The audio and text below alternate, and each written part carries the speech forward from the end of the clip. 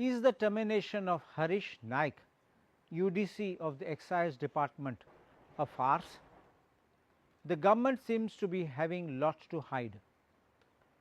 Does it deny the fact that Harish Naik, UDC of Excise Department, misappropriated money?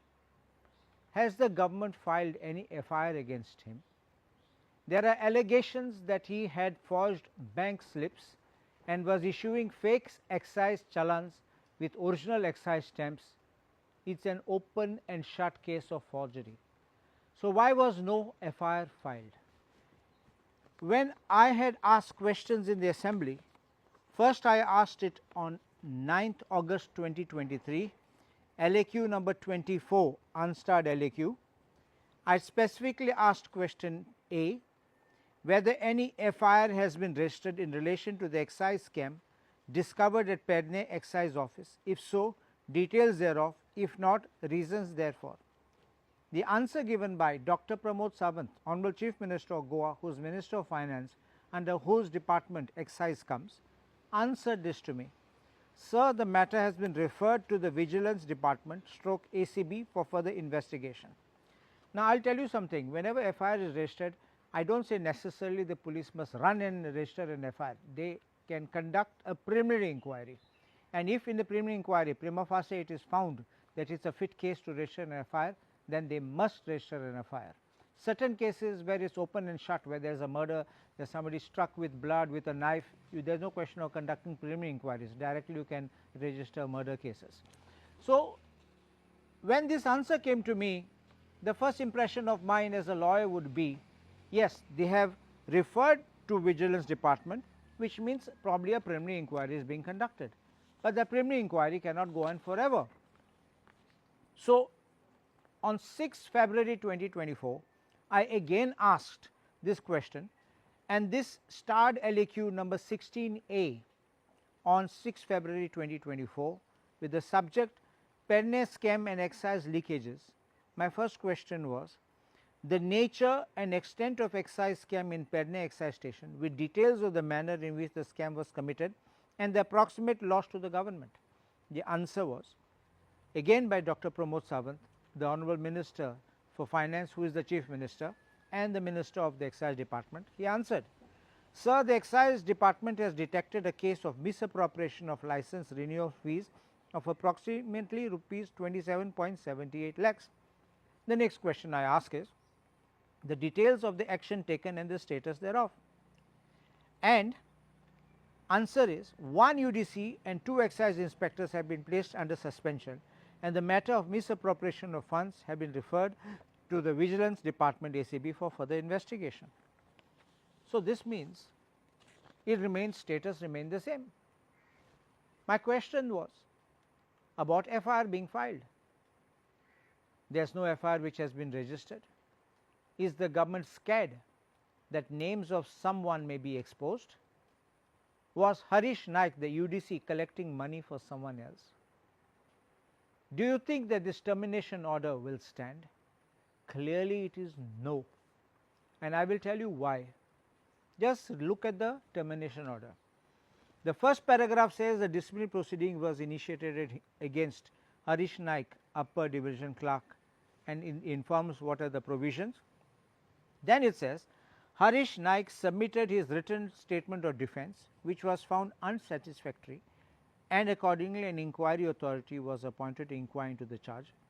And whereas the inquiry authority conducted the inquiry in accordance with the prescribed procedure and submitted his report dated 9/7/2025 holding the charges as proved, and whereas copy of the inquiry report was furnished to Harish P. Naik with a memorandum dated so and so, and his representation thereon has been duly considered, and after careful consideration of the inquiry report, the representation submitted by the charged officer and all material available on record, the undersigned being the disciplinary authority has come to the conclusion that the charges proved are of a grave nature and warrant imposition of the CVS major penalty, and then finally is dismissed from government service, which shall ordinarily be a disqualification for future employment under the government. This is all fine, it looks very nice, but if I was to be consulted as a lawyer, I would tell you just by one look this order will go and be thrown in a dustbin.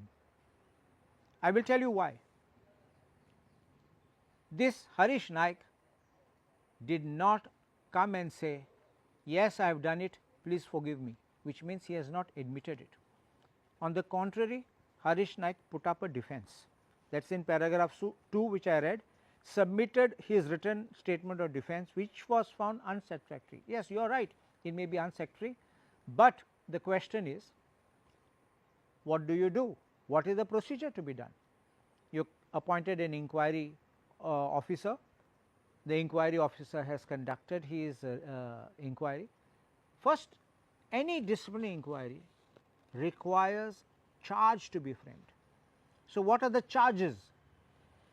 After the charges are framed, then you appoint an inquiry officer. The inquiry officer conducts the inquiry, records statements, cross examination, everything happens, and after that inquiry officer makes a report. If the disciplinary authority is not conducting the inquiry himself, but conducting inquiry through someone else like the inquiry officer, then the report of the inquiry officer must be given to the charged delinquent official, which was done in this case, and he has submitted his representation, which also shows here. But finally, the order must say, in a termination order, remember this, and this is a basic fundamental principle of law, you must set out what is the case against him, you must set out what is the charge against him, you must set out what is his defense to each of the charges which has been made, and after that you must say what has been held by the inquiry officer, and below that you have to analyze all these things and say what is your decision on this matter. All this is missing. This is like a one-page order, and in this one-page order all this is missing. So, what do I have to think about it? What is this termination order? If it does not have these basic requirements, it is bound to be set aside, and if it is going to be set aside, the suspicion is going to come like this. Why was it done like this? Firstly, no registering of an FIR, but giving him such kind of a dismissal order which he can challenge, and he will definitely get it set aside. See, morality is one thing, legality is another thing. Even if a man is really guilty of murder or rape or anything, every judicial procedure and every court says give him a fair hearing, give him option of hearing, and give reasons for what he has to be hanged. If this is missing, this order is bound to go. Now, no FIR, such kind of a sketchy order which is going to go gives me suspicion to believe ते कोंकणी म्हणटात ते बाबा ही order दिल्या तुका ही बेश्टी दिल्या, तूं वच कोर्टां वच चॅलेंज कर, मागीर लोक किसतलो आनी 3-4 वर्सांनी तूं जिखतलो हायकोर्टान, मागीर तूं परत यो आनी आमी लोकांक सांगया मागीर कोर्टान तुका परत घायला, आमी केलें आमकें करपाक, लोकांक फटयलें, आनी तूं आनी कांय म्हणनाका, तुजेर FIR घायनात आनी तुका थिंग सोडटले आमी कित्याक तूं तोंड बंद कर, आतां तुका दिलें हांवें, नाल्यार तुवें तोंड उक्ती केल्यार आमी तुका अरेस्ट कोतले, तूं जेलीं पडटलो आनी तुगे लायफ काबार जातली. असले सरकार करूं सोदता तेन्ना आनी असली ऑर्डर सरकार असले ऑफिसर दितात जाल्यार एक पानाचो ऑर्डर सामकी सॅटिस्फायड जातली. ती दुबाव आसा, सरकार कितें करूं सोदता, गोवा म्हणटा ही ऑर्डर टर्मिनेशनाची ही कंप्लीट फार्स म्हणलो जोक तो, आनी एका घरा बरें करून धाडपाक ऑनराद म्हूण धाडपाक मागीर पळय कितें जातलें हांव कितें म्हणटा. ही फकाणां केलां सरकारान, आनी सरकारा फरें इंट्रस्ट आसा जाल्यार असली ऑर्डर पास करपाचें न्ही आनी FIR घालून ताका भितर उडोवपाचो.